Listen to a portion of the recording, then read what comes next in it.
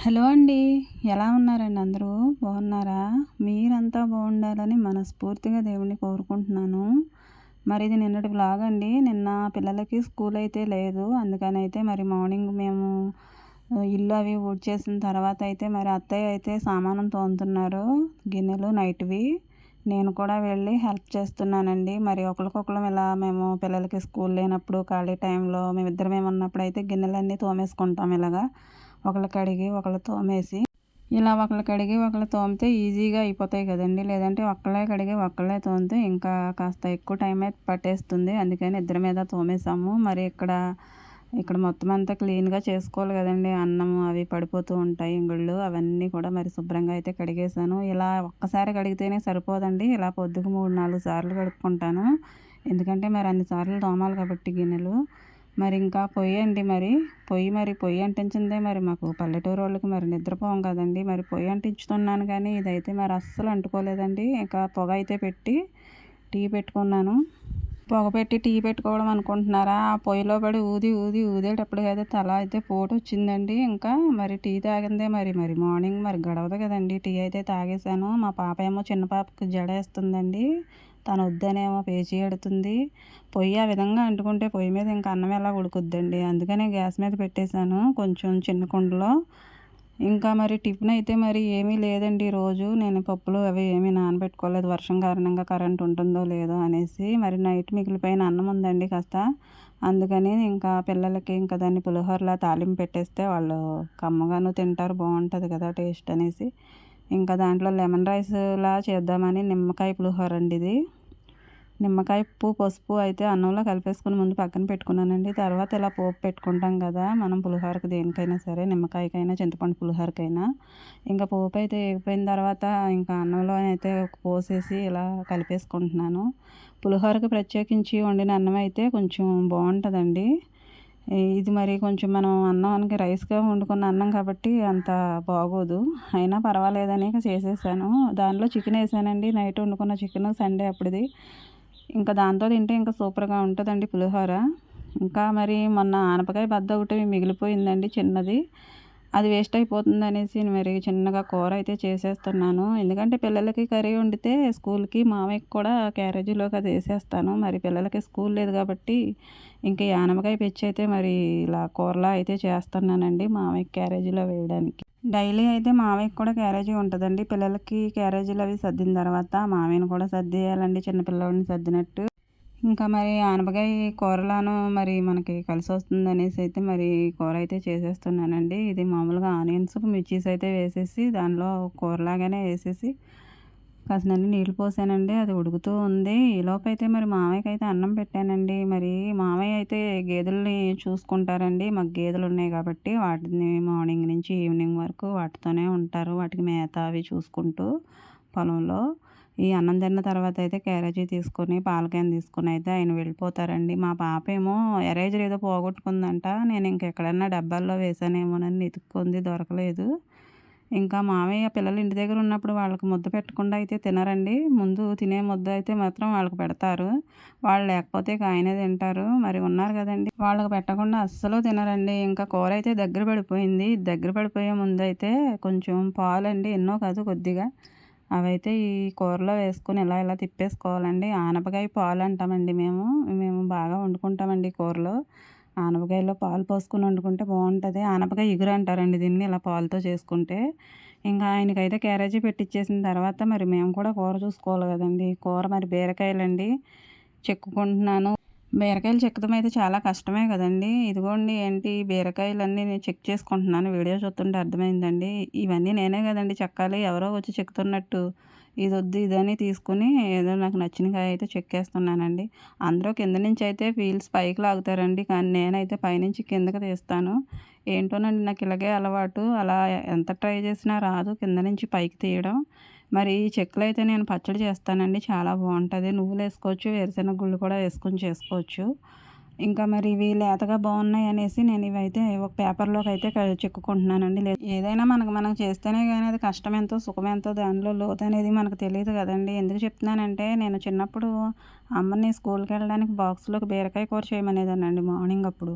అమ్మేమో పొలం పనులకు వెళ్తారు. పొద్దున్నే మమ్మల్ని సర్దుకొని మాకు వండి పెట్టి బాక్సులు పెట్టి వెళ్ళేవారు. మరి ఆ టైంలో మరి ఈ బీరకాయలు చెక్కి మరి కూర వండమంటే మరి ఇలాంటి పీలర్స్ అవి అమ్మకి తెలియదండి. కత్తిపీటతోనే ఏ పని చేసినా చెక్కులు అవి తీసుకోవడం. మరి అమ్మకి కుదరక వీలు పడక తీయలేక టైం పట్టేస్తుంది కాబట్టి సాయంత్రం వండుతానమ్మా అనేసి ఇప్పుడు తనకు నచ్చిందే వండేదండి. మాకు ఇష్టమైనవి వండినప్పటికీ కూడా ఇలాంటి బీరకాయ కూరలు అవి వండడానికి పొలం పనులకి వెళ్ళేవాళ్ళకి అంత సాధ్యం కాకుండా ఉండేదండి అప్పట్లో మేము చిన్నప్పుడు. ఎందుకంటే పీలర్స్ అవి తెలీదు ఎవరికో కానీ.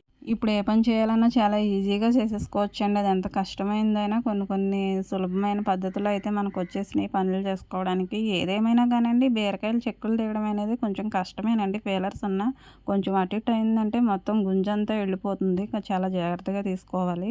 మళ్ళీ ఇందులో చేదులు ఉంటాయండి. మనం కేజీ కాయలు కొన్నా కానీ ఒక్కొక్కసారి ఒక్క కాయ కూడా పనిచేయదు. అలాంటి రోజులైతే నేను చాలానే చూశాను. ఏమండి బీరకాయల్లోనూ రొయ్యలేసుకుంటే చాలా బాగుంటుందండి కాంబినేషను. అందుకని అయితే మరి అత్తయ్యని మరి ఊరంతా తిప్పేశానండి. కొట్లన్నీ తిరిగొచ్చారు. అయినా రొయ్యలు దొరకలేదంటండి. ఇంకా నా దగ్గర రొయ్య పొట్టులాగా ఉంటే కొన్ని రొయ్యలు అయితే దానిలోంచి తీసుకుని అయితే వాటిని శుభ్రంగా కడిగేసి అయితే పెట్టుకున్నానండి. ఇవి చాలా చిన్న సైజులో ఉన్నాయండి. ఏదో స్మెల్ కోసం అనేసి వేస్తున్నాను. ఇవి అంతగా మనకేమీ అందేలాగానేమి లేవండి నోటికి. అయినా వాసన చూసుకుంటూ తినేయొచ్చు అనేసి ఇక బీరకాయ రొయ్యలు అయితే మరి ఈ విధంగా అయితే చేసేస్తున్నానండి. కొత్తగా ఎవరైనా ట్రై చేయాలనుకుంటే బీరకాయ రొయ్యలు చాలా బాగుంటుందండి టేస్టు. బీరకాయల్లో నీళ్ళైతే చాలా ఉంటాయి. ఆ మగ్గడానికైతే చాలా టైం పట్టుద్ది కదండీ. మూత పెట్టుకొని అయితే మరి నేను ఇంకో పని చేయడానికైతే వచ్చేసానండి. ఇలా వంట చేసుకుంటూ కొన్ని అయితే చక్కబెట్టుకుంటూ ఉంటానండి బయట పనులు. మాకు దళ్ళుంటాయండి పల్లెటూళ్ళలోనూ. గోడలు లేనోళ్ళకి దళ్ళుంటాయి. దళ్ళకి బదులైతే మేము క్లాత్ కట్టామండి. దడ ఆల్రెడీ ఉంది. దానికైతే మేము ఇలా క్లాత్ కూడా కట్టాము గ్రీన్ మ్యాటు. మరి ఇంకా రొట్టె అయితే మరి వర్షాకాలం బాగా పెరిగిపోయి అయితే అది మరి ఇంకా ఎక్కువగా అయిపోయి మనకి దోమలు అవి ఎక్కువ అయిపోతాయి అనిపిస్తుంది అనేసి ఇంకా మరి కట్ చేసేస్తున్నానండి. మరి నేను ఎక్కడ కష్టపడిపోతానని మా అబ్బాయి ఇంటి దగ్గర ఉన్నాడు కదండి. నేను నరుగుతానులే అమ్మ అనేసి తను నరుగుతున్నాడు. మరి రొట్టె అయితే మేకలు ఉన్న వాళ్ళు తీసుకెళ్తారని బయట పెడుతున్నానండి. మాకు గొర్రె ఉంది కానండి అది అస్సలు తిందో ఇలాంటి రొట్టె. పొలం మామయ్యతో వెళ్ళి మాత్రమే తింటుందండి. మరి రొట్టె ఎవరో ఒకరు తీసుకెళ్తారు కదా పాడేయడం ఎందుకని బయట పెడుతున్నాను.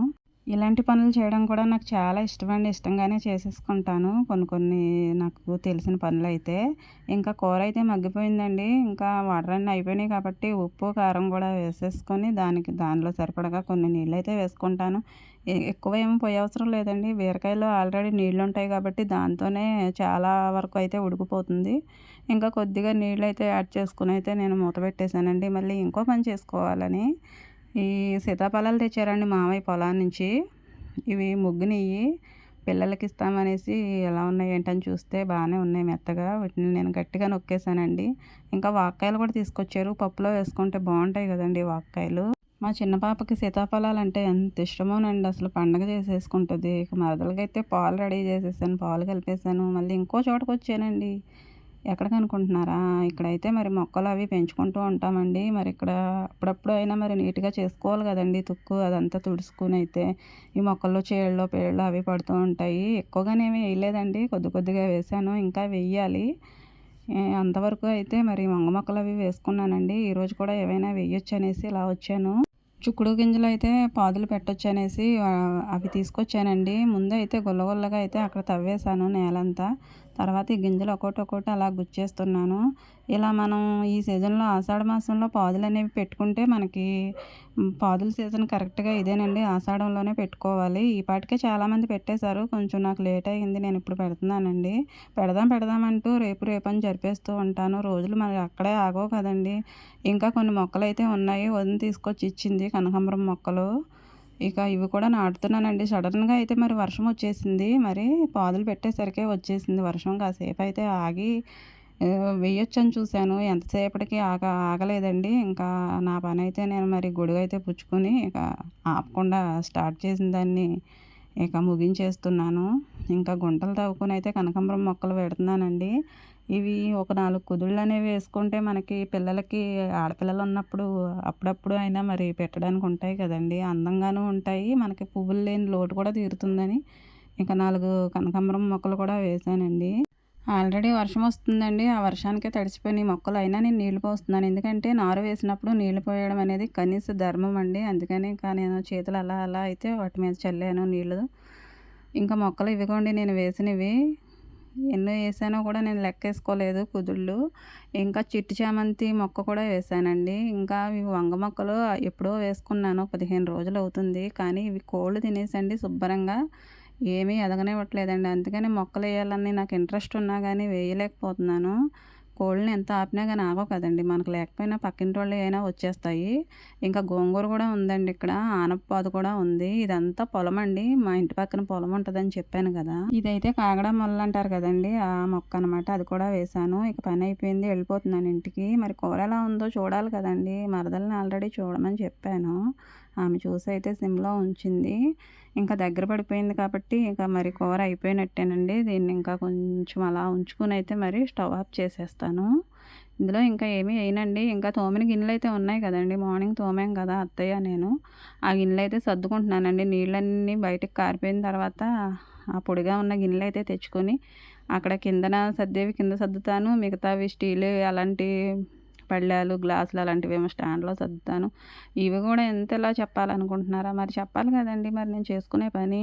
పాప అయితే మరి నాకు పని ఎక్కువైపోయిందనుకుందో ఏంటో గానండి, అమ్మ నేను తుడుస్తానని చెప్పింది.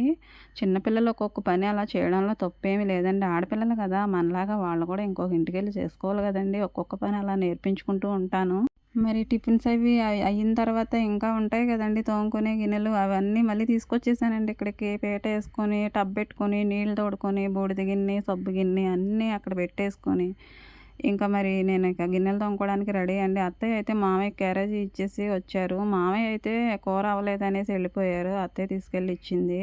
పిల్లలు ఇంటి దగ్గర ఉన్నప్పుడైతే చాలా కబుర్లు చెప్పుకుంటూ ఉంటారండి. వాళ్ళ అత్త వాళ్ళతోనూ చాలా ముచ్చట్లాడుతూ ఉంటారు. ఇంకా మరి నా పనైతే మరి నేను చేసుకుంటున్నానండి. గిన్నెలు తోమేస్తున్నాను.